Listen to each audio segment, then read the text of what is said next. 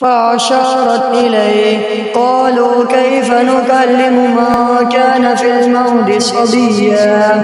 قال إني عبد الله آتاني الكتاب وجعلني نبيا. ما كان لله أن يتخذ من ولد سبحانه ما كان لله أن يتخذ من ولد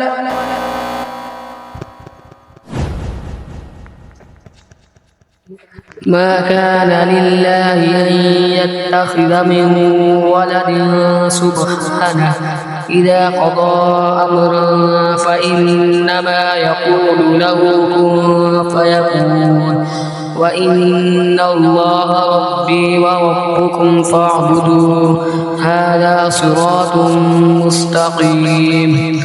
رب اشرح لي صدري ويسر لي أمري رب اشرح لي صدري ويسر لي أمري واحلل عقدة من لساني يفقهوا قولي واجعل لي وزيرا من أهلي